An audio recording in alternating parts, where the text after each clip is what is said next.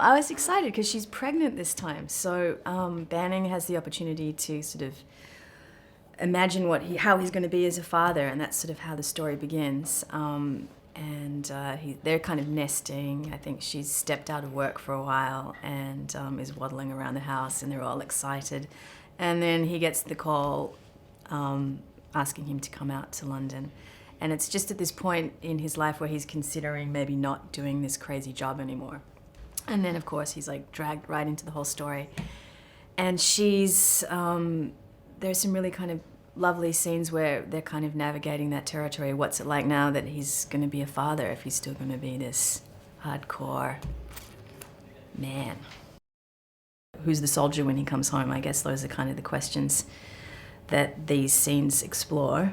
And as much as it's his stress, you see that it's sort of her, she's sort of carrying the burden as well of his job. And I think it's just an interesting little peek into that part of who he is, and maybe humanizes him in that sense. And you see there's a bit of a team effort behind the hero, which is sort of interesting. They've been through that experience, so there's a lot of trust there now. You know, I think the president has pretty much complete faith that this is his only option, is to do what he's told. And but then you see, I don't know if they're going to, it's unclear what's going to stay in the script at this point, because what's interesting about these movies is they do kind of go to the edge, and at times I think even the writers feel like, oh, we've gone a little too far.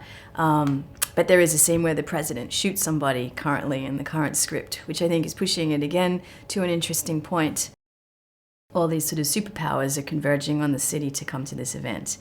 And Mike has been invited to protect the president in case there's some security issues. And of course there is.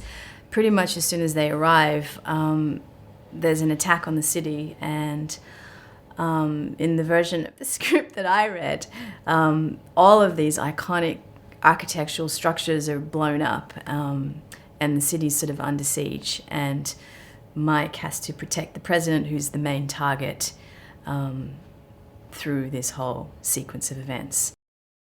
It was really this kind of movie that everybody, no matter who they were, like little girl or old man, it's very exciting and really kind of moves you, and it's a real, you know, you're like this by the end, everyone's cheering, it really gets you involved.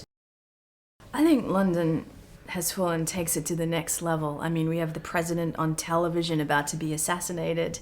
All of these like horrifying images that are very scary and super intense, and play in the back of our consciousness of this is chaos. Imagine if this could happen to the world, and this could happen to the world.